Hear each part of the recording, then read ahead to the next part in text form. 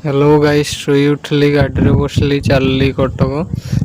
4x4 ରାସ୍ତାଟା ମୁଁ ଦେଖଉଛି ଯୋଉଟା ଖୁଣ୍ଟୁଣିରୁ ଆମର ମଙ୍ଗୁଳି ଯାଇଛି ମଙ୍ଗୁଳି ଦେଇକି କଟକକୁ ଯାଇଛି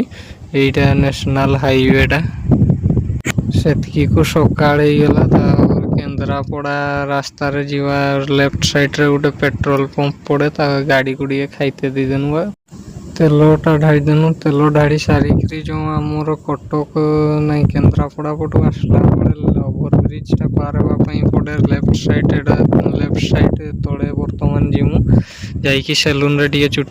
ସେଲୁନ ପଳେଇ ଆସିଲି ସେଲୁନ ଆସିକି ଟିକେ ଭିଡ଼ିଓଟା ବନେଇଦେଲି ଆଗ ଦେଖିବି କ'ଣ ଗୁଡ଼ା କାଟିବି ବୋଲିକି ତାପରେ ଦାଢ଼ି ଗୁଡ଼ା ତ ଟୋଟାଲ କାଟିଦେବି ସେଗୁଡ଼ା ରଖିବିନି ନିଶଟା ହାଲକା ଟିକେ ରଖିବି ନହେଲେ ଛୁଆଟା ଏମିତି ଦେଖାଯିବି ହେୟାର କଟିଂଟା କରି ସାରିକି ଫାଇନାଲ ଲୁକ୍ଟା ଦେଇଦେଲି